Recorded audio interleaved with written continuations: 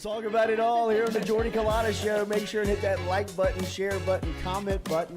You know, one thing about Jaden that I've tried to talk to him about is tightening his chin strap. Because he doesn't tighten it, so every time he gets hit, it looks like his helmet's all messed up. And it's like, oh, God, he just got rocked. For the win! Caught! It's good! LSU does it! After fucking Saturday night in Tiger Stadium, boys. Are you kidding me? Well, LSU fan came and stuck his finger in my booty. That motherfucker hard! Fan brought his 2 grandkids by and literally was just 30 seconds, just wanted to say thank you for the team and the season and what you did and how much it means to everybody here is truly what makes LSU special.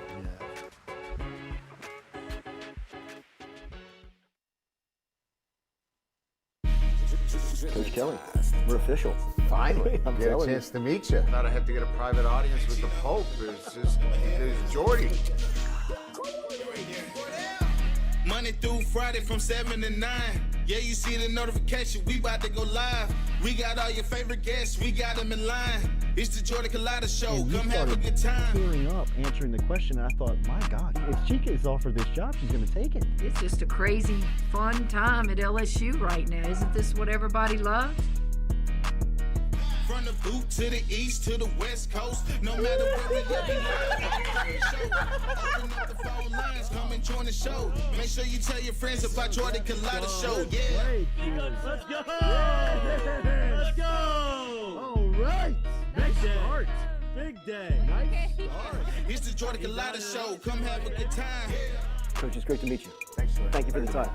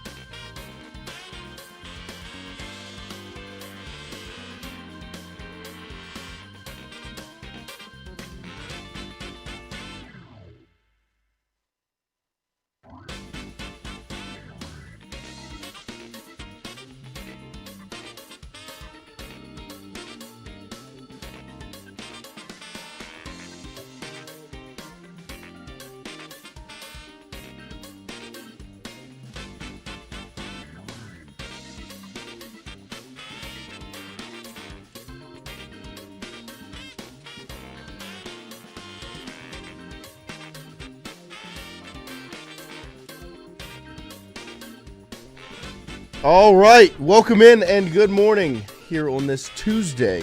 The Tuesday was frustrated after. with his laptop. Yes, this laptop is about on its last leg, and I might end up taking its life a little bit sooner if it doesn't start cooperating. Tax write-off. It has been like the last 2 weeks. It takes probably 15 minutes for me to at least get Google Chrome open, and then getting a tab open after that. It's a whole nother, whole nother battle in its own it's a right. whole nother battle. Trying to get the document pulled up, the YouTube pulled, the whole deal. But Tournament challenge. what I did get done on the laptop nice. before the show started was the tournament challenge. The group, I got the bracket challenge made for all of you, so that will go out on Twitter probably during the first break of the show. It'll get put out, and y'all can all get y'all's brackets done. And we're talking about if there's going to be a reward for winning it or not. We just don't know exactly what that would be. But still, Got some rowback. We could give away. we could if give we're some not rowback selfish. away. Yep, I guess that is true. We can just take Christians away. Yeah. We are going to have that put out for you guys today. Go through, make your bracket. It'll be one bracket entry per person. The whole, it's pretty self-explanatory. You don't know how to do that by now. It's pretty easy. I have not made a single bracket yet, which is kind of like a weird feeling for me because usually I've already got like 12 made by now. Like the way I go about it, I just start making brackets. I make about 4 different ones just to start, like just off rip, and then I start thinking about it more heavily and get into different things, and I use all the websites, all the things, and I have done nothing yet. So hopefully y'all can do better than me. I think it's our interest has waned because of LSU. Yes, right? no LSU being involved it's very difficult to be locked into men's college basketball. I'll also make a women's college basketball bracket challenge as well. That'll also go out to you guys today, so y'all can get ready on that. And that one will be a little bit more invested in because LSU women's basketball is involved. They are a 3 seed. And really, when I was looking at the bracket earlier, they've got a nice little road to potentially making it in, to the Elite 8, Final 4 things. And we'll get into that later. But don't forget, every single day, we are built and brought to you by RMB Builders. Rhett Bourgeois and his team over at RMB Builders. They do commercial, residential. They do great work. Check them out on social media. They put out good stuff on their Instagram where you can really get a good look at all the work that they do. The phone line is brought to you by Southern Regional Medical Center, Jason Ramazan, Charlie Harvey, and their team. Do we have anybody on the phone today? I don't believe so. No, nobody today. We should have the regulars as the week goes on. LSU football practice is going on this morning, which is why Christian is not here. We sent him off to the Ponderosa for 7:20 to cover media availability for LSU spring practice. And then don't forget, every single day, grab this hat. Mm-hmm. Gordon McKernan, this crisp white hat. Gordon McKernan, Louisiana's big truck injury lawyer, 888-8888. We're part of the G team. And check them out on their website, getgordon.com. But like I said, LSU women's basketball will play Saturday night, 9:15. The late tip, the overnight game, and then we've got LSU baseball tonight against UNO as they get ready to make their trip to Austin this weekend. LSU spring practice continues on. We will have that put out for you today as well as Christian's there covering the football team. But to get on this women's basketball conversation, they come in as a 3 seed once again, and they're matched up with San Diego State, who I don't know too much about, but hopefully, they should be able to take care of business there. San Diego State's ranked 4th in the Mountain West. They have a record of 25-9, but in their conference they were 11-7. Their rankings wise, they're the number 124 offense, number 96 defense. So obviously, I think they won their Mountain West tournament. They did. That's they how won the got tournament. in, yeah. They're a team that's obviously, if they won their tournament, they're playing well. But when you just look at some of these numbers and these rankings, when you compare them to LSU, LSU's a much stronger basketball team. LSU's numbers, they're the number 16 offense, number 18 defense. Yeah. And they've got 3 17-plus point per game scores for San Diego State. Like I said, that's the number 124 offense, 96 defense, and they have 2 double-digit scores on their team. So that one for LSU in the PMAC, Saturday night, 9:15. They should be able to take care of business there, and then they would play the winner of Florida State and George Mason. And Florida State is actually a really solid basketball team. They are 23-8. They were 13-5 in the ACC, but they've got the number 11 offense, number 55 defense. This is a very good offensive basketball team. Tanaya Latson is their star player. She's a junior. She's averaging 25 points on the year. And then they've got 2 other players that are averaging 17 and 16 respectively, in Michaela Timpson and Amaria Gordon. So this is a very good offensive team, and so if they get hot, that could be a tough challenge for the Tigers.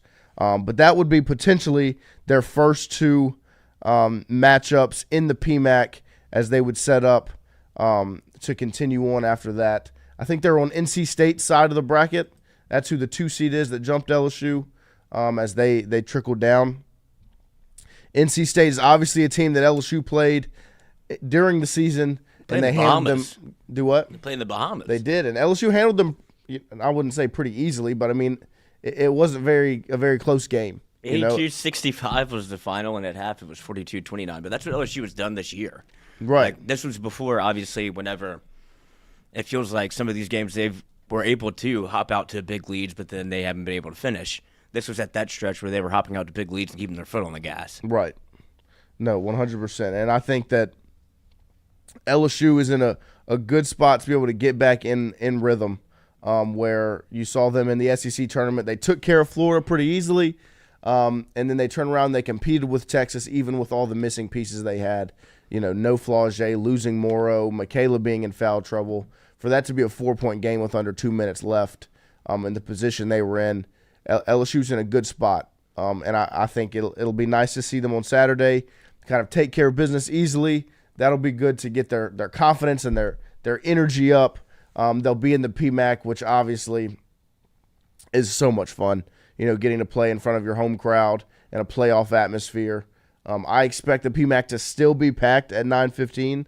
I don't know if you feel any different, Lloyd, but I don't think this tip-off time is going to affect the LSU fan base. No, I think that obviously there's the Kim Mulkey contingency is might skew a little bit older than your typical college program, but I do think that you put this in like if you get the Joe Schwartz of the world, the LSU's assistant coach, like if you get you've seen what he's been able to do with crowds in the past with the student section, whether it was like a whiteout or anything like that. I think if you can spin this in the way that 9:15 is fun.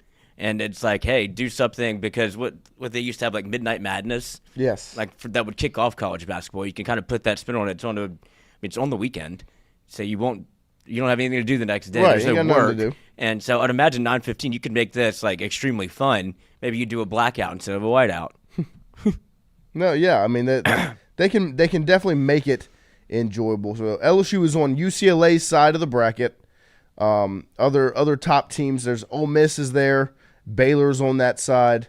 Obviously NC State. So if LSU wins against San Diego State and Florida State in the round of 32, they would be matched up with the winner of these four, Michigan State, Harvard, NC State, Vermont. So obviously the favorite, if it was chalk, would be NC State, a team that LSU's faced already. So the bracket, it did end up in a pretty comfortable position for LSU. It could have been much worse. You didn't end up on Texas or South Carolina's side of the bracket, which is nice because those are conference opponents, know you very well, and both beat you. This season Texas beating you twice. So they end up on the side of the bracket with UCLA, who's a very good basketball team and has proven that they are a force to be reckoned with, but that's a team that hasn't seen LSU yet, and we'll see if the LSU can continue to move in the right direction, because I think one of the biggest things going into this stretch is going to be the use of the depth and how they do it, because now you're playing basketball games on such a consistent basis, and your practices are going to be different, your game days are going to be different. It's not going to be the same routine that you've had all year, because like I said, you could be playing on a Thursday and a Sunday, which is normal, but your practice schedule is going to be different because you're trying to make sure you have more rest involved in that break, in that Friday and Saturday. And that's been want it to be different. That's been their big thing. Like whenever we've talked to Joe or we talk to anybody that's been a part of the women's basketball program, you're trying to find days that they can get rest because their schedule got thrown off because of the weather. And then you saw them try to kind of maneuver the schedule in a way that allowed them to get rest, because when you look at it, you have three players that you could really need to be able to get rested. Now they're coming off injury. And so that is a factor for whatever LSU women's basketball is going to do, because when you have these quick turnaround times you're so reliant on three players, you would want them to be able to get rest, because those minutes they've logged 38 minutes every game. It feels like. Yeah, no, Wolfgang says in the chat, women's basketball needs more than three players to make a deep run. And you saw a little bit of that? Right, as even the big three have struggled with foul shooting, injuries, the bench needs to contribute a minimum 15 or 20 points a game and rest the starters. 15 to 20 points a It's a game is lot. probably a lot. Just the fact that you've had games where you've had nothing off the bench. But you do need, more than anything, time contributed. Like, I'm not much as worried about like points from people off the bench. Like, yeah, you would like it to not be 0.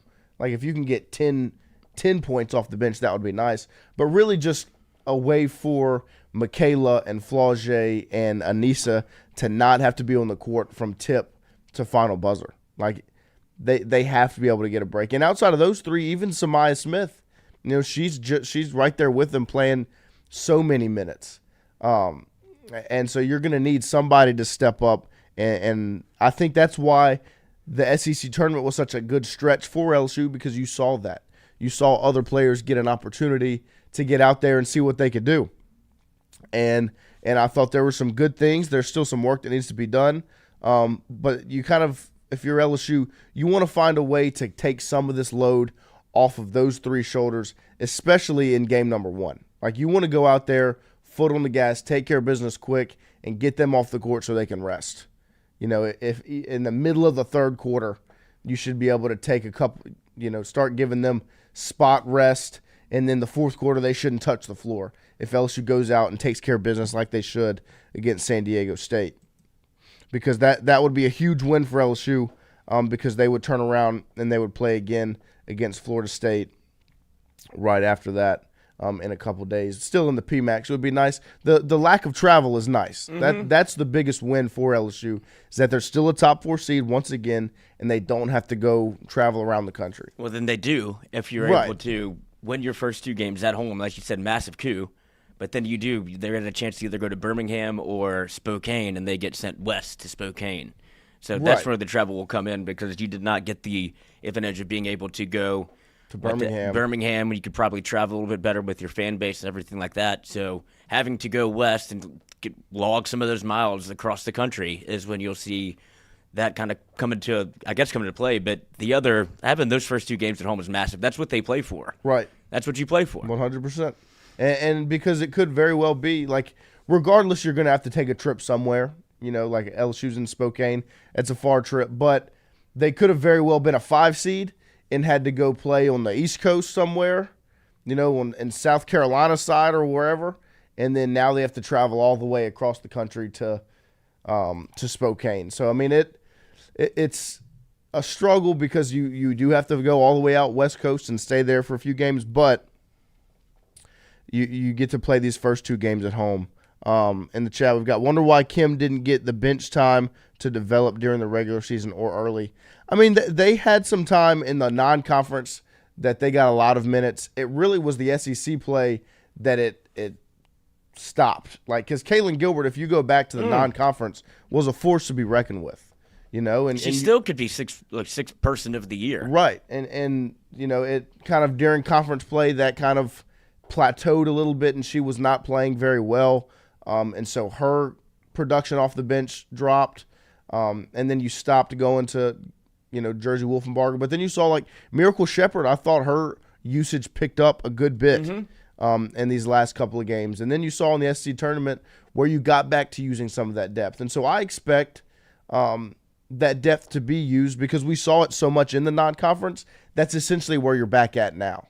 And although these teams are very good, you're not facing SEC opponents every single game. Like right now on LSU side of the bracket, it would be, I think there's one other SEC team on LSU's Spokane region. I think Ole Miss, the 5 seed, is the only SEC team there. All the other SEC teams are in other regions. So, I mean, you're getting to get back to that non-conference type of feel, and maybe some of these bench pieces are more comfortable in that atmosphere and can take care of business and help you out in a way they haven't been able to during the season. Because you are right, Wolfgang. They do need it. If they don't give 15 versus the big teams, they will lose. Need to make their free throws too.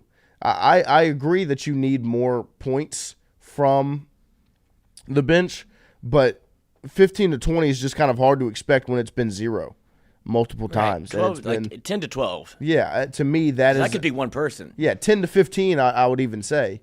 But you need something so that it's not 95% of your points coming from really those three. Like, as much as it is the starters, it's those three.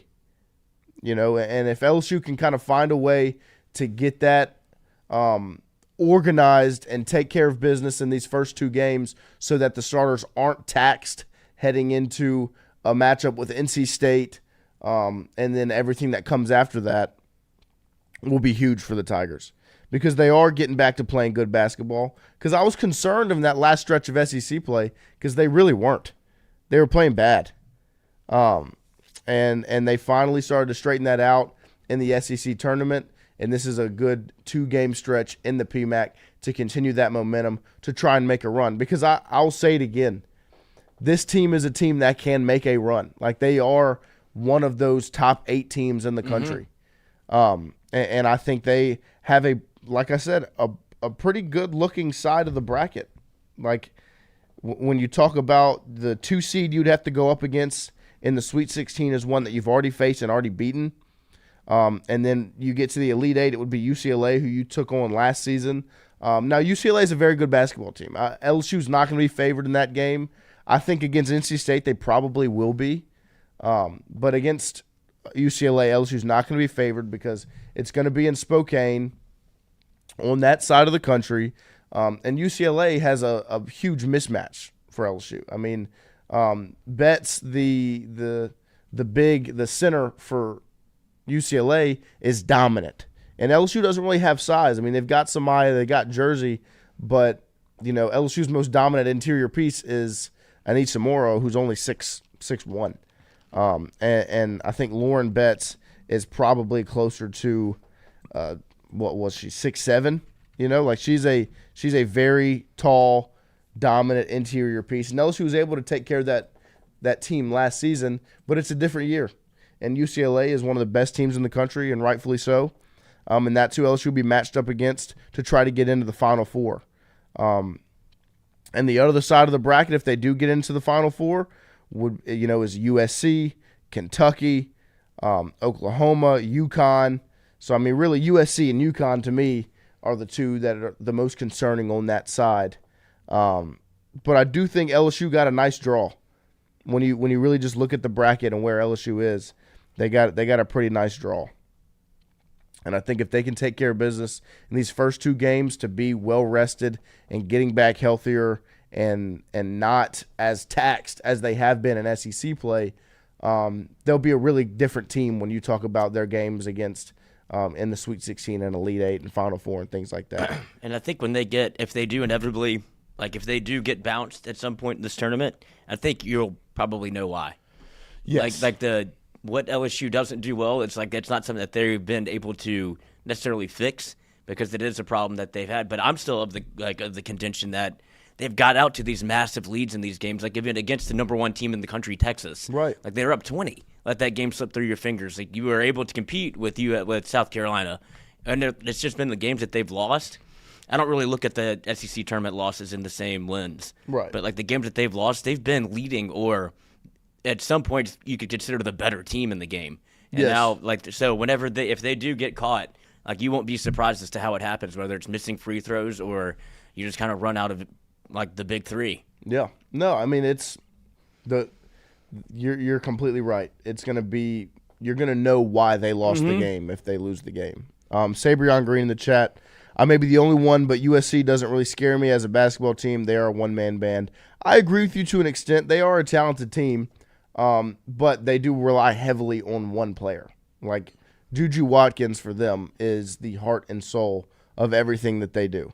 Offensively, she takes almost all the shots. Like we were watching the USC UCLA Big Ten championship game, which is just crazy to say. Yeah. When we were right after we practiced getting ready for Lake Charles as a basketball team, and I pulled up, we turned it on, and I was like, I wonder what Juju Watkins' shot is. I bet you that's 8 for 27, and I think her final line was something close to that, where she just shoots really almost all of their shots. She takes almost every shot, and doesn't really shoot a very good percentage, but she is such a talented scorer, and she can give you issues. But that's part of why, if LSU can get through their side of the bracket, I'm not as concerned about what lies ahead of them. I think they got a very nice draw. You know, UCLA to me is probably going to be the biggest obstacle of stopping them from getting to a national championship. I'm much more concerned about UCLA in the Elite Eight than if they ran into USC in the Final Four. My concern about the Final Four would be if it's UConn that makes it out, because UConn can cause a lot of problems because they're a very good basketball team, and obviously, it feels like it's been a while since they've really gotten theirs, and as much as that doesn't really play a factor, it's still sometimes it's in the back of your head of, well, then it comes Gino versus Kim. Right, and it's going to be this big, like that would be a massive kind of spectacle and all of those types of things. So I would be much more concerned if it was UConn that made it out of that side rather than USC, because USC doesn't nearly scare me as much as a UConn or a UCLA, Texas, South Carolina. So it's gonna be fun to watch LSU try and make another run at it, because to me this team, I don't know if they're really constructed to make a run, but they've got the talent to make it happen. Like, they're not built quite like the 2023 team where they had some of those bench pieces that, if you remember in the championship game, played such a huge piece. Last year, Poa came in the game, played huge. Samaya Smith came into the game and played huge. Jasmine Carson, obviously, it was her legacy game. She stepped up and played huge. It was those ancillary pieces that made it possible. LSU so far this season in the big games hasn't really had that. So it will be it'll be fun to watch how they're able to get it done if they can, because they have the talent. Michaela Williams, Flau'jae Johnson, Anissa Morrow, those are three of the best players in the country, and they're all on the same team. That's how LSU is going to win basketball games. As much as we want other things to happen, those three are the heartbeat of how LSU is going to win. They're not going to do it without those three. And so it's going to get all started off on Saturday at 9:15 as they take on San Diego State, the 14 seed there on the Spokane region. And if they win, they would then turn around and face either George Mason or Florida State. I'm not really sure what day that matchup would be. I would assume if they're playing on Saturday, it would be Monday. But see, and that's part of the conversation. That's such a quick turnaround. The second round would be Saturday Monday, March 24th in the PMAC after the first round on Saturday. So that's a quick turnaround, and that's why you want to take care of business in game one, so you don't have to worry about the quick turnaround and how taxing that can be on the rest of your players. And Kimberly says, if you remember, the bench didn't really come on until that national championship game during the tournament, that is. No, you're 100% right. But they were still vital in getting that job done, and LSU needs that even more so to me this season than that year, just because of the talent. And so we'll see what happens, but I'm excited to watch this team try and go make a run, because I think they're obviously fun to watch, and we're going to have some fun content coming out of it for you guys. I guess we could do a watch party. I was just thinking that. At 9:15. That would be wild. We'll just do an overnight thing. Yeah. We'll just sleep here. 24-hour stream. Come on. And we've also got baseball going on over the weekend as well. A pretty big series also happening where LSU will take on Texas in Austin. But before they get there, they got to take care of business tonight against UNO. Lloyd, who do you expect to be on the mound? Oh, that's to me one of the most difficult things to kind of pick apart now for LSU baseball, because of how you've used some of these arms over the weekend. Who are you going to go to on a Tuesday or a Wednesday? Yeah, because as you said, you saw, like, Will Schmidt basically Jay Johnson came out and said it. Like, you're not going to see him on the midweek ever again. And so it comes down to those, like, how much did Connor Ware throw this weekend? Like 2/3 of an inning, I feel think. like you saw him. And so, obviously, it's guys like that to where you can have kind of this, whether it be you'll probably see Cade Woods, Jaden Newt, Cooper Williams. Even though you saw Coop come in and throw well. Yeah. Jacob Myers, again, continues to be a story. Connor Benz, like your guy, DJ Primo. Come on, every game. Even though he just did pitch 3 games in a row. But Chandler Dorsey, all of those names are somebody that you could kind of hodgepodge this thing together and throw all those names because Connor Ware's carved himself out of role. Zach Cowan's carved himself out of role. Right. William Schmidt obviously isn't going to pitch from the midweek anymore. And then you still have the curious case of Gavin Guidry. Right, yeah. Andrew Messina says Newt and Woods need to throw at least 2 innings Yeah, tonight. I agree. Yeah, you want to see them continue to get some work, and those are 2 pretty important pieces. But Jay did comment on Gavin Guidry yesterday, didn't he? I feel like he said something, if I can pull it up and find it. Just kind of, once again, not very, still kind of vague on the Gavin Guidry front because it just feels like he's still dealing with this injury. And they don't really understand much about it, it seems like, or they're not saying much about it. It's getting bizarre. Yeah, it is. It is. And the hardest part on their end is that it's a very well-known player and it's a fan favorite. Right. So the questions continue to roll in of where is he? Even though you've operated relatively well without him, you haven't really needed him yet. And you're still kind of trying to figure out where he fits in when he does come back.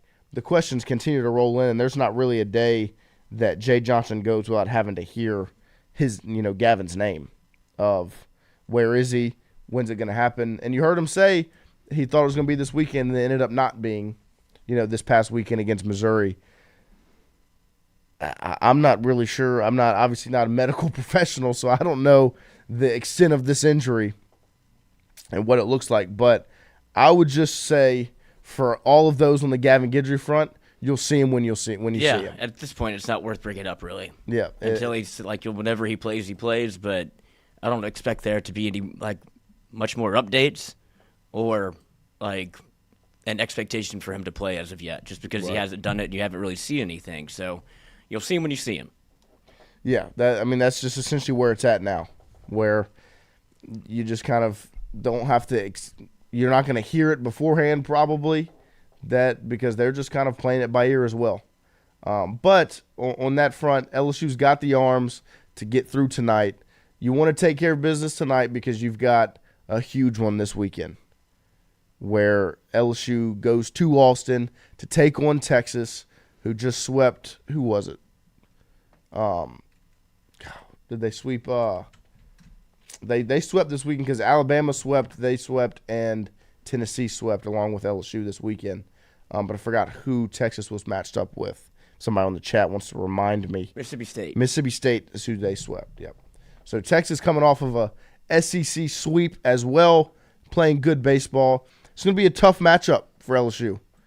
Yeah, the first real test. I think everybody going to Missouri, you never expect a sweep in the SEC, but it started that was the general consensus. And you still saw Saturday a one-run ball game where you had 7-6, and you had to have Case and Evans come in and shut the door. Now you have Texas, who played probably a good Mississippi State baseball team, or they've been perennially good, and they get their sweep. And I think Texas is on a very similar winning streak, as they're now ranked up to 8th in the country in D1 baseball. So it's a top 10 matchup between number 2 and number 8 in Austin. Yeah, no, it's going to be a big one. But that's what you kind of know what you're getting with LSU baseball at this point in the season, from whether it be your pitching, where I would say that was probably the worst performance of the week since they've been on this win streak, where a lot of free passes, and people don't like to see that because what's one way you can let teams back in a ball game? Free passes. You're walking and not making them get hits. It puts a lot of pressure on your defense and on your offense to continue to score if you're going to give away almost runs in a way. So I think people want to see probably LSU tighten up from the walks. Don't be afraid to pitch and let your defense play behind you, because you have one of the best defenses in the country. Yeah, no, 100%. You want balls in play if you're LSU. No more free passes, because that's one way when you're playing in Austin against Texas, who's the number 8 ranked team in the country. One way you can really play yourself out of the game is free passes. Mm-hmm. And we talked to Mikey about it yesterday, and that was his biggest thing that he wanted to see get cleaned up ahead of this weekend was the walks. And so LSU versus Texas, number 2 versus number 8. It's a huge weekend for LSU. Like we said yesterday, as long as you don't get swept, it's a good weekend. But LSU's got the talent and the ability to take 2 of 3 in Austin, and I expect it to be a spectacle. I mean, I assume that the Texas fans are going to be out there, loud, ready to go, excited to take on LSU once again. Because LSU, the last time they played last season, LSU won. The year before, it's the Gavin Dugas game where he hits the home run, LSU wins. And the last time they were in a series, Lloyd, do you remember what that was? I feel like that was 2009 National Championship when LSU took them down to win with Paul Maneri. So it's going to be a big-time baseball game, a big-time weekend, and I'm excited to see LSU finally get into this competition aspect of the year because Texas is a very good baseball team. But tonight in Alex Box, Tuesday, March 18th at 6:30 p.m., LSU will take on the UNO Privateers, and you got to go out there and take care of business. You can't look ahead, and I don't think LSU will. If that's one thing LSU has done particularly well, it's be locked in and ready to go. You saw it last week getting ready for the SEC opening weekend. They went out against who was it? Xavier on Tuesday. And I think the final score was 18-2. 18-4. 18-4, where they just dominated. Cruise. Like, just take care of business, get up out of there. It was like 18 runs in the first 4 innings. I mean, 17 in the first 3. Yeah, they kind of left no doubt right at that game and did it early to where it was, like you said, I think they almost batted around twice in the first inning. Goodness gracious. Yeah, go out there and do that again tonight. Get ready for this weekend. Like, that to me is the proof of a great baseball team. When you can go out, take care of business like that in the midweek like you're supposed to, and get ready for the weekend and not get caught worrying about the travel and the game and all the things that go into this weekend. Yeah, keep this win streak rolling. Right. Keep it rolling. Go into Texas hot. Make it a packed house. I have a feeling that LSU fans are going to travel pretty well to Austin. They already made the trip to Frisco. Just double back and do the same thing again. Go to Austin and pack that house. Get some purple and gold in there. I'm excited to see what this weekend looks like for LSU. Do you expect it to be the same Friday, Saturday, Sunday? Yes. No changes? No change. No change until you have to. And I don't know why you would at this point. Like, you saw, I guess, Einstein get into a little bit of trouble and have to come out early. But other than that, it feels like Shores hasn't been as dominant, I guess, is what people want to see. But you can see that the way that Jay talks about it and the way that it does look on paper when you have 97 coming at you on a Sunday, that's not really fair. Right. And you're going to want to continue to have that in your back pocket. And Einstein is pitching, to me, he's pitching fine. He needs to avoid early inning trouble and giving away the free passes as well. Yeah. But Cade Anderson has been dominant on Friday. Right. Yeah. No, I expect no shift on Friday. I think the majority of the conversation has been Saturday and Sunday. But to me, I'm with Lloyd. I don't see any reason to change, especially now when you're getting into this part of the schedule where you want to stay in rhythm, on schedule, and all these types of things. Keep these guys in the spots where they're comfortable. I think when you have Chase Shores on Sunday, I know it doesn't look like what you probably expected because you thought he was going to be the Friday guy. But you have to understand what other teams are throwing out there on Sundays. You have the advantage every single weekend. I would be hard-pressed to find a weekend where LSU's not the favorite on Sunday because of Chase Shores on the mound. And so I'm excited to see him continue to move forward. Brian Burgess, if I could get a ticket, I'd be on my way to Austin. I think a lot of LSU fans are going to be out there. Yeah. Because it's going to be, like I said, a spectacle. Number 8 versus number 2. LSU, did slide from number 1 to number 2. After a sweep. But like we said, I kind of thought LSU should have been there beforehand just because of how well Tennessee's played baseball, because they have played very well. Andrew Messina, Texas is a fairly big yard, so Einstein and Shores need to attack the zone. I mean, I really feel like that should be LSU's thought process majority of the time anyways. with the defense they have behind. Obviously, you don't want to throw meatballs across the plate. Yeah, you don't want to give up home runs or yeah. I think people forget because of the conversation that was so prevalent going into the year with Stephen Milam at should he play shortstop, should he play second, should Dickinson play short, are you moving Broswell to third? All those things have happened and they've all worked. You see the middle infield the way that it works and the way that it's constructed. I said it yesterday. It's one of the best infields in the country. Then you look around to the defensive side in the outfield. Right. Same thing. You have Stanfield covering so much ground. Curiel can roll, and then Jake Brown can roll as well. You have a great defense to be able to let them go and play. Right. Especially at a big yard. I'll take Stanfield over anybody. Oh my gosh. Yeah, I mean, and the plays that they've made countless times. Where you're looking at the relay play home, where it goes Pearson, Milam, Hernandez got him against Kansas State, or the double plays in the middle infield. This defense is one that if you're a pitcher, attack the zone and feel comfortable because you're protected. And I completely agree, Mr. Tross. Where polls don't matter at this point, Tennessee did sweep Florida.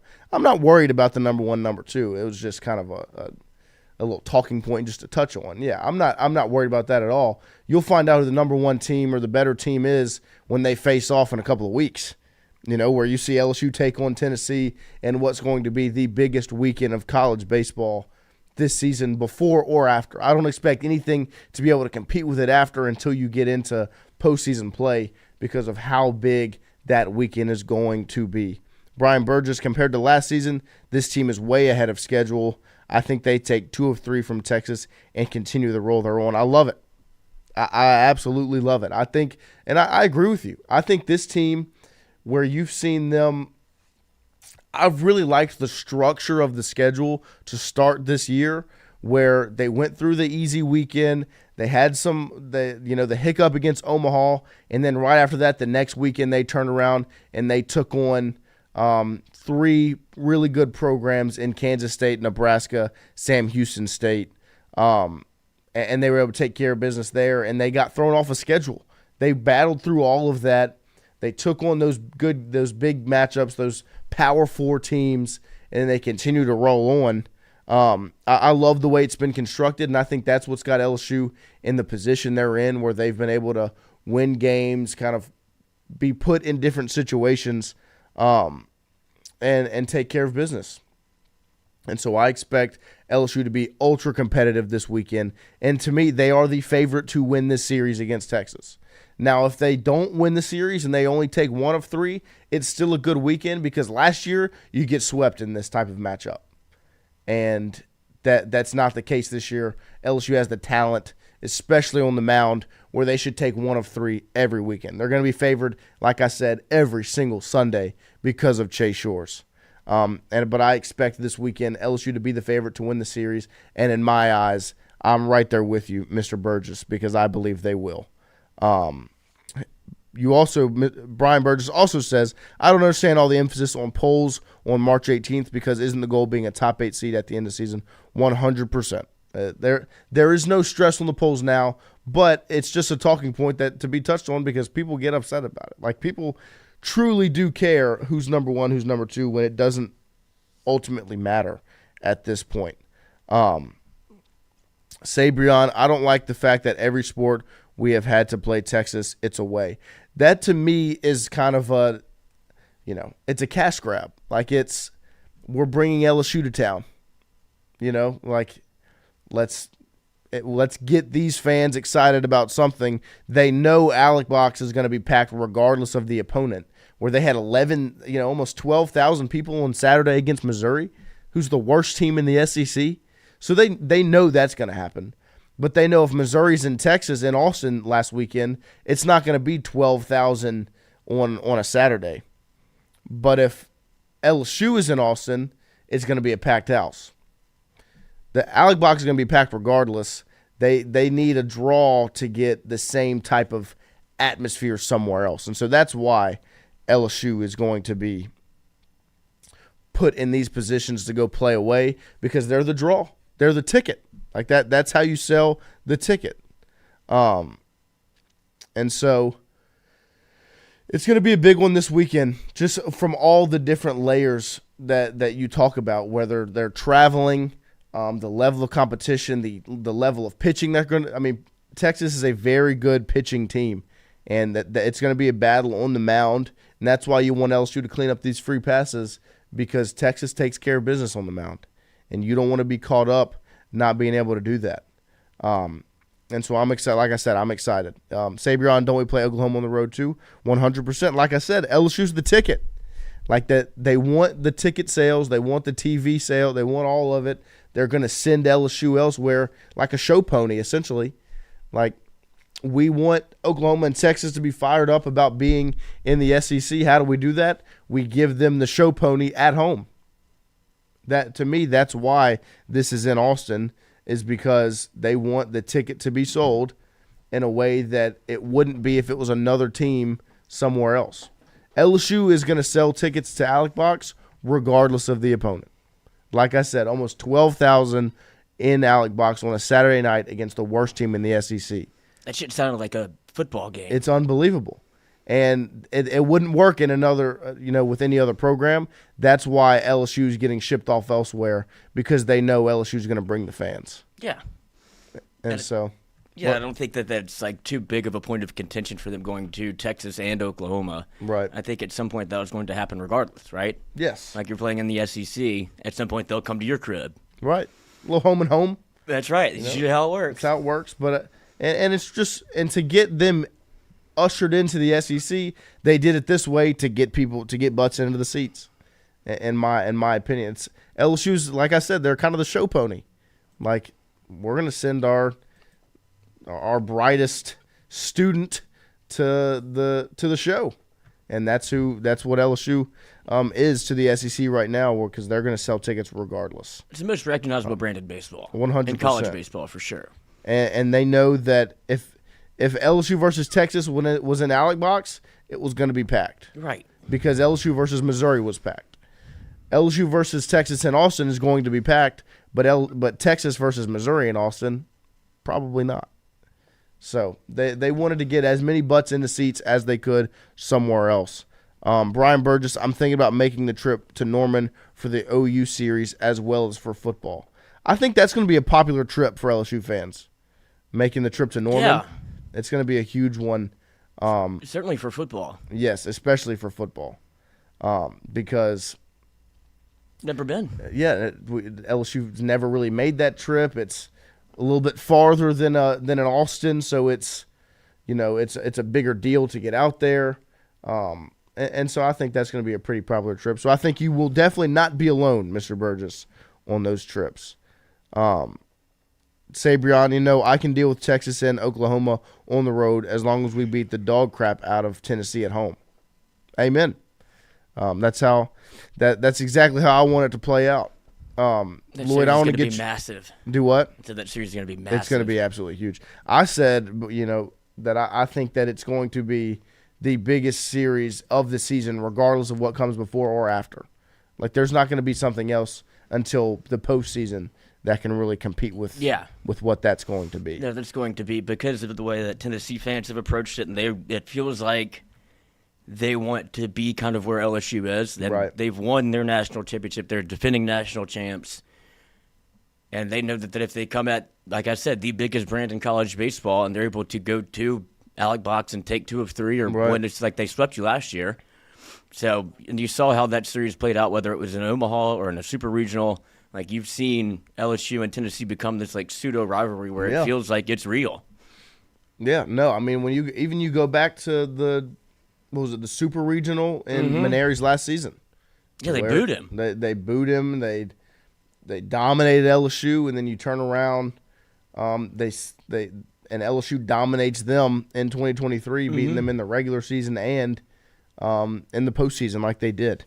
So, I mean, it's definitely building into some sort of rivalry. Absolutely. Brian Burgess in the chat said, compared to last season, this team is way ahead of schedule. I think LSU takes 2 of 3 from Texas and continues the roll they're on. Yeah. Lloyd, do you agree or disagree? I think they are eons better than they were last year. Yeah. And you can kind of see in the quotes that Jay has about last year's team, to where I think he's did a hell of a coaching job. with that squad, because the way they were constructed, it was homer or bust. And that's not really how he wants to play. And you see the difference he's put, like the different play style he's put into play with this team, where it's pressure on you all over the baseball field. I think this is more like what he wants to do. You had 2 suicide squeezes over the weekend. Like, you didn't ever see that last year. You had Bear Jones stealing bases. Like, he said yesterday, I'd ask Bear Jones to bunt. He probably would. Yeah. Like, it's just, and that's the type of buy-in that they have right now. Yeah. Like, everybody's bought into what they want to do. If Jake Brown wants to go 2 for 2 and then get pulled, he doesn't care. Like, that's a hard thing to be able to establish in your locker room and have that culture of, hey, everybody eats. If I think that there's somebody that should be playing right, like, I'll make the switch and everybody's good with it. Yeah. No, I mean, they asked Braswell about, his feelings about, not being the third baseman through a couple of games and then getting the call. He said, I just want to go to Omaha. Yeah. Like that's the mind that they're here to win a national championship.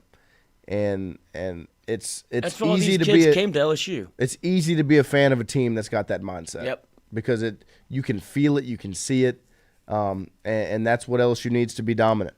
So we're going to take a quick break here as we set up for hour number 2. While we're on this break, I'm going to get those bracket challenges posted on Twitter. So be ready on the social media to join the group and get your bracket put in for the bracket challenge. We'll be right back after this. Red Stick Sports, a local staple in Baton Rouge to all sports fans, was founded back in 1981 and has remained a family business for over 40 years. Today, they still have the great selection on the floor, but they're also a leader in custom apparel for businesses, sports teams, and other groups. Take it from us, everybody over here at FM Digital Media. They help us out with all of our apparel. Let them help you out today. Go ask for Cody over at Red Stick Sports. Check him out online at redsticksports.biz. The Jordy Culotta Show is brought to you by A-Bears Lawn Maintenance. Commercial or residential, A-Bears Lawn Maintenance is ready to work. A-Bears can tackle all your homeowners association requirements. Call Blake at 225-485-8022. A-Bears Lawn Maintenance. Are you looking for sound financial advice? Then get in touch with Daniel Newman of Edward Jones. You can call him today at 225-261-8262 or email him daniel.newman@edwardjones.com. If you're planning for retirement, saving for college for children or grandchildren, or just looking for sound investment opportunities, get in touch with Daniel today, 225-261-8262, located on Magnolia Square Drive in Central. Daniel Newman of Edward Jones. Well, the Oscar Andrews Sports Medicine Institute collaborative effort was an idea from Dr. Andrews and myself to bring together 2 great names, the Andrews name and the Ochsner name, to elevate the quality of care for athletes in the state of Louisiana, where he's from.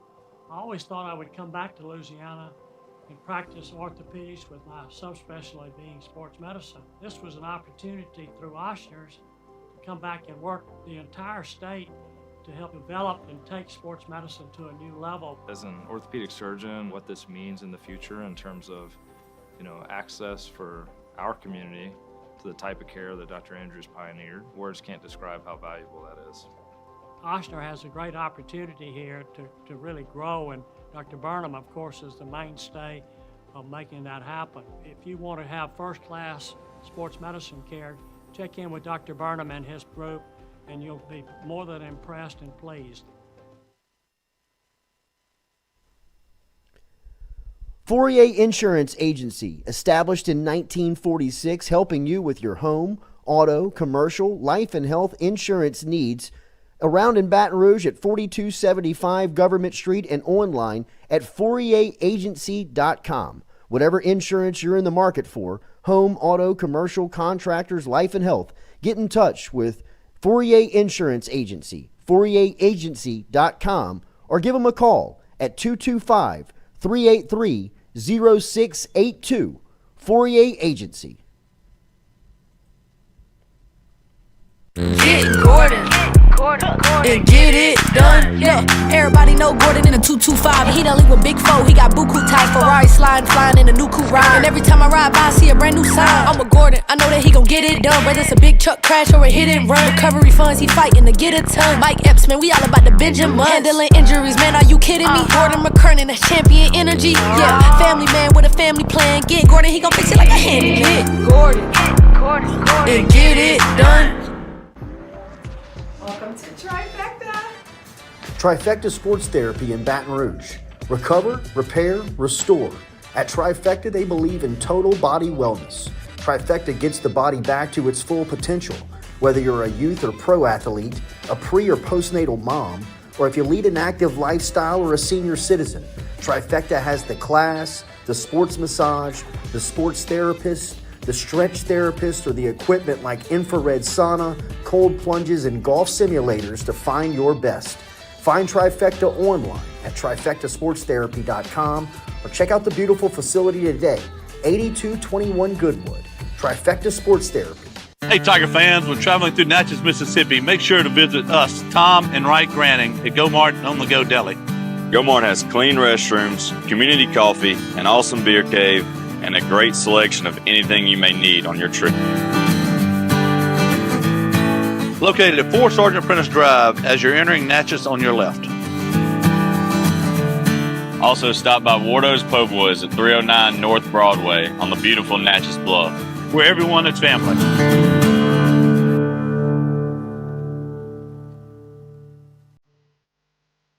Got chores that need some extra muscle, but a large piece of equipment is overkill? That's what John Deere compact utility tractors were made for. Powerful enough for the work you need to do. Compact enough for how you need to do it. Find the equipment that's right for you at Sunshine Quality Solutions. Check out our current promotions and learn more about what it means to be powered by sunshine at sunequip.com.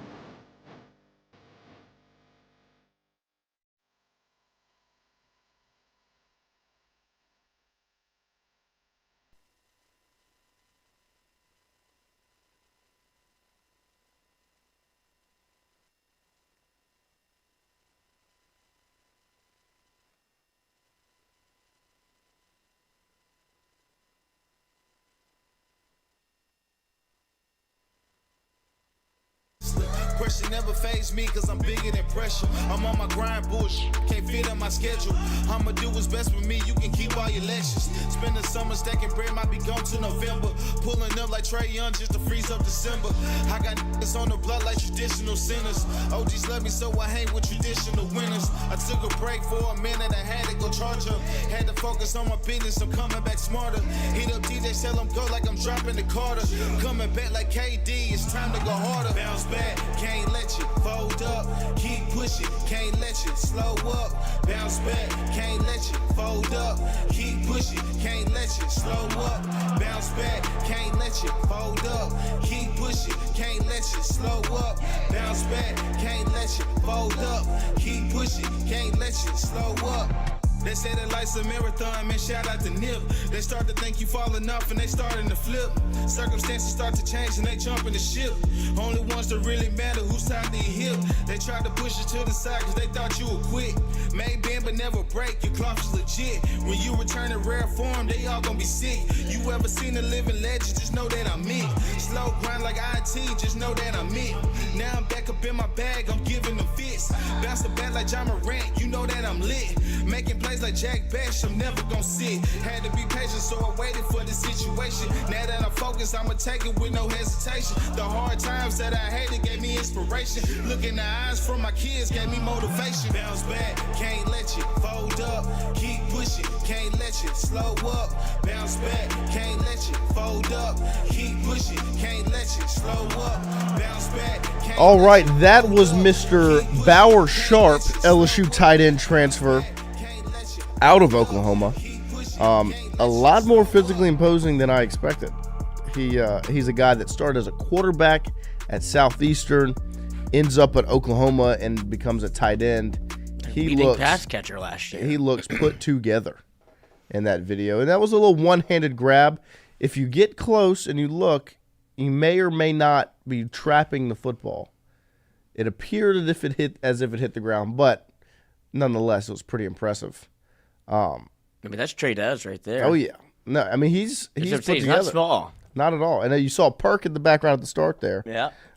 Checking it out. But that's a big position for LSU that kind of has gone under the radar just because of a guy like Trey Green, where LSU was so spoiled. We talked about it yesterday with left tackle and right tackle. We're talking about the offensive line.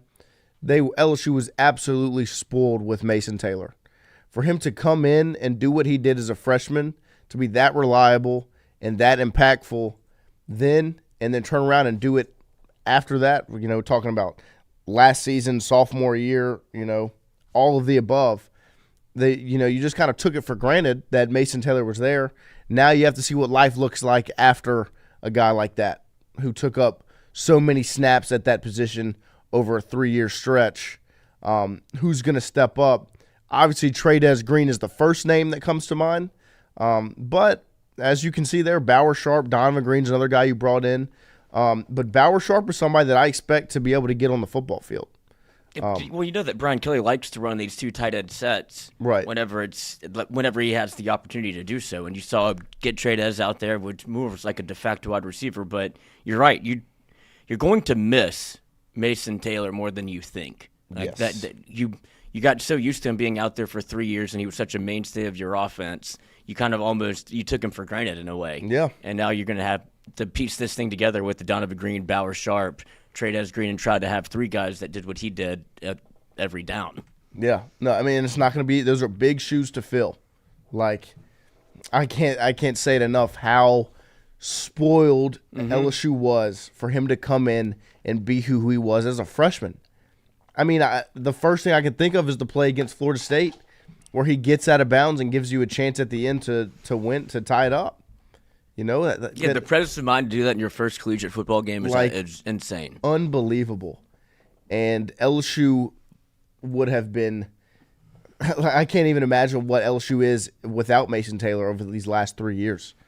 And like Seville says in the chat, whoever gets Mason Taylor gets a steal in the draft. I mean, he's a professional. Yeah. And so, like I said, massive shoes to fill if you're LSU. And he's somebody that won't – it doesn't feel like he's going to go like first or second round. So whenever you do get Mason Taylor, you get somebody that feels like a starter, and you don't have to – and you don't even have to pay starter price for him. Yeah. No, I mean, if I'm the New Orleans Saints, I'm figuring out how I can get – forget taking Ty Warren at 9. Take somebody else at 9. Give me Mason Taylor at 40 in the second round, and I'd be happy with it. Like – so I think Bauer Sharp is a name and a guy to be watching out for because he can definitely fill a role. With as physically imposing as he looks, I expect him to be very much able to inline block and get in the mix. But that's still not exactly who he was when he was at Oklahoma. He was the leading pass catcher. But I expect these tight ends to make an impact. Outside of that, some of the stuff that's come out from practice, I thought and I talked about it yesterday, this edge rusher room I think is one to keep your eye out, to keep an eye on when you're talking about the guys they brought in like Butler, Pyburn, Peyton. Those 3 guys are going to play a whole lot. But then you mix in a guy like Gabe Relaford, Kalaj Cobbins, Dylan Carpenter. Those are 3 guys that have been here that I think are going to be able to make an impact. And then bringing in guys like Damian Shanklin, I think is going to be a producer for LSU. Where he got here for bowl practice, if I remember correctly, and so he's been a part of everything. And I think they're all going to have their opportunities to make something happen. I thought the clip of Pyburn doing the mic'd up was pretty awesome. Here it is. It's not.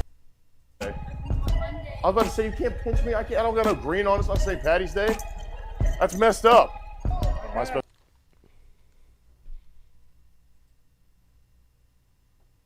Did we lose the audio on it? Okay.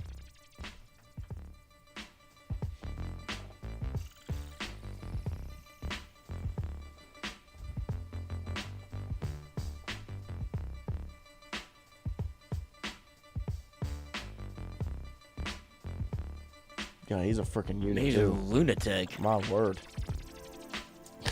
He is a tank.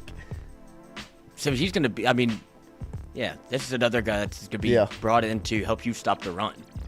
Yeah, no, I mean, he says it in this clip at the beginning, that stopping counters like Christmas Day for him.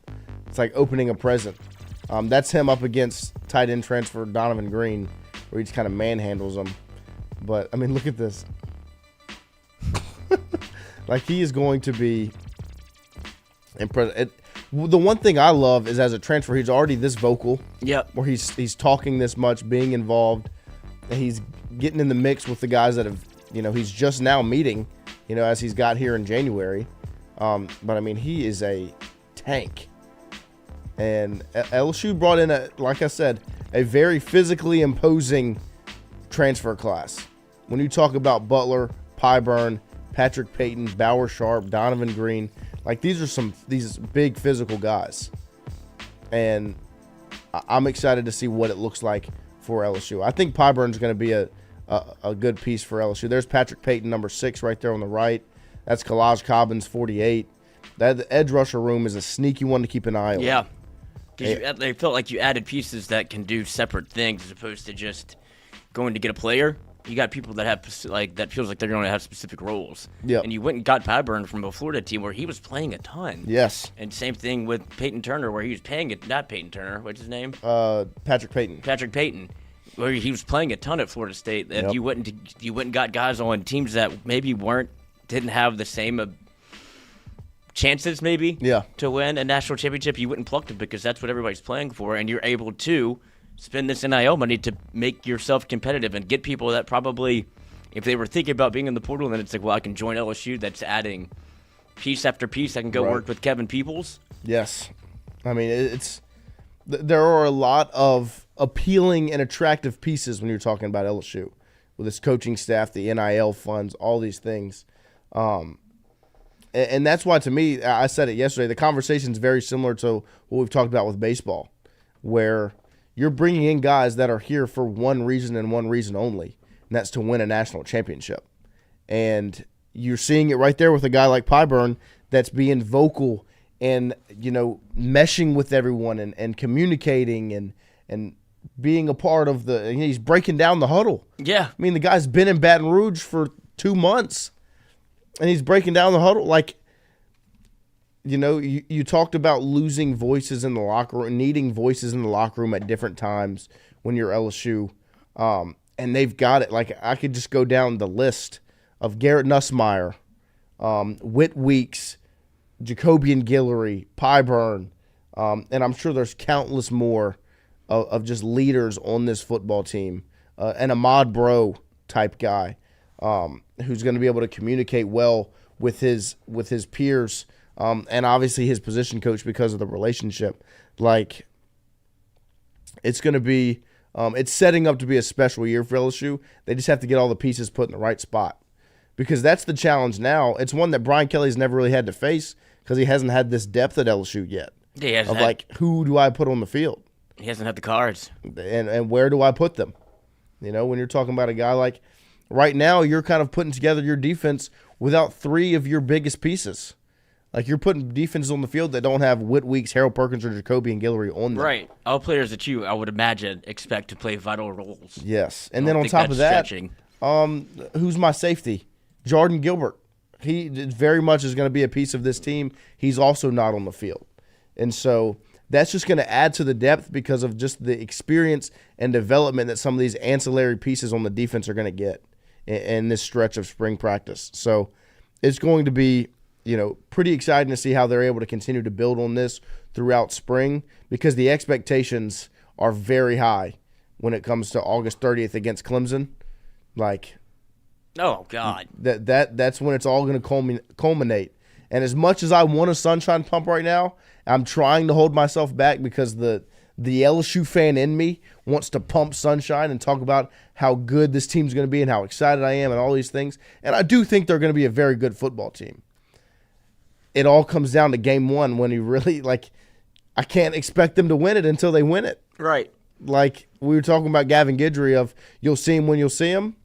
When it comes to a game 1 win, I'll see it when I see it. Like, how stupid would I be to predict a win in game one when I haven't seen it since I was a senior in high school 5 years ago? Like 2019 LSU with Joe Burrow was the last time LSU had a game one season opening win. It's incredible to think about. And Hunter Hall says in the chat. No, don't read that. Clemson. I mean, it's going to be a challenge in week one because Clemson probably is feeling very confident as well because they've actually gone out in the portal and got added pieces. They had a successful season where they made the playoff last year. They've got a returning quarterback who's one of the best in the country. They got Dabo. And they've got one of the best head coaches in college football in Dabo Swinney. But they have continuity. Like they should be. Yes. They have every right to be because that's what LSU's selling you is what you did in the transfer portal, and you have a returning coach with a returning quarterback. They have the same thing. Yep. It's crazy how it's just kind of all lined up. Like when you sit back and think about the USC game last year, there were a lot of storylines that were similar. Mm-hmm. Miller Moss and Garrett Nussmeier, two guys that sat and stayed, stuck around to get their chance. Defensive coordinator hires, first year. Both teams had done that. Lincoln Riley and Brian Kelly were in similar conversations the same year of where they were in their respective programs. Now you fast forward to this coming season opener, and you've got storylines that are similar as well. Cade Klubnik and Garrett Nussmeier, two of the best in the country, returning again. They're the Tigers. This is all, and so these moments that you're seeing in spring practice now, like that clip of Jack Pyburn, is going to roll over and be pretty important when you're talking about the development of this team. A guy like that that's just now got here and is being that vocal and that involved is going to be massive when you're talking about the development of this team and this culture for 2025, where it is just a mindset of I'm here to win a national championship. Jack Pyburn, will he be one of the starting defensive ends? I don't know. My assumption would be it's probably going to be Patrick Payton and Gabe Relaford. But I bet you Pyburn's going to have the same mindset and the same, vocal voice that he has in that club because he's here to win a national championship. Same with Jamari Butler, the Nebraska transfer, where he might not be in that starting group. He's going to get out there, but he's going to be leading. He's a mature, older guy. Jacoby and Guillory and Whit Weeks and Harold Perkins are all at practice now. They're not practicing. They're working on coming back. But I bet you they're still out there being vocal. I mean, the clip of Whit Weeks on the scooter rolling out into the huddle and breaking it down and giving a speech, man, like that just speaks volumes to what this team is structured with, is built with, leaders. Jacoby and Guillory, to me, that is a voice that is going to just be, resounding in the locker room of somebody that's been a part of so many programs, had all these coaches. When you're talking about continuity, the defensive tackle room is one that has had not really any of it. Where Jacoby and Guillory's been here for 6 years, he's on his, 8th or 9th defensive tackle coach. He has a voice that's going to be recognizable in that room where, hey, Kyle Williams might have just got here and we're building our relationships with him in this room. You guys know me. Buy into what I'm saying. That's who Jacoby and Guillory is going to be for LSU. And that's what makes this team special. So we're going to have more clips from spring practice put out for you guys today as Christian is there, I think, right now covering the team, getting some clips. Christian, I think, has done a pretty good job. We only have so many expectations for the young man. But he's been out there. He went out all 3 times last week. I think it was, Wednesday, Friday, Saturday. He was there all 3 days, got good stuff for us. So he'll get that all sent back. I'll get it downloaded and put on the YouTube channel for you guys to be ready. And then when I look at I just put the bracket out for you guys on Twitter as well. Both bracket challenges, men's and women's, have been posted. The men's bracket challenge does have a reward. We will give away one of those Rowback collared shirts that we got in from our friends at Rowback. Don't forget, if you want to build your collection outside of just the winning bracket, Tigers 20 is the code. Not Tigers 20. Tigers for 20% off. The code TIGERS, Tigers for 20% off from Rowback. We're going to send out one shirt as a reward for winning the bracket challenge, but be prepared because it's very hard to win. So go over to Rowback and their website and use code Tigers for 20% off. We're going to take another quick break right here to set up for the rest of hour number 2 here on the Jordy Culotta Show.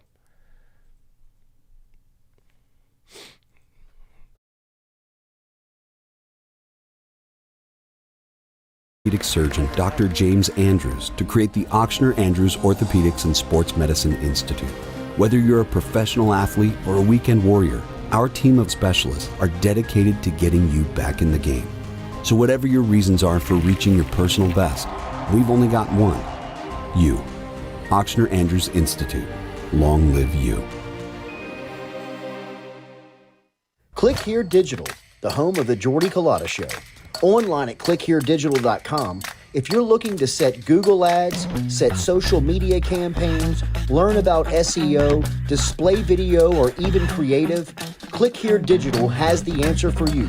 Online at clickheredigital.com or email me directly, Jordy at clickheredigital.com.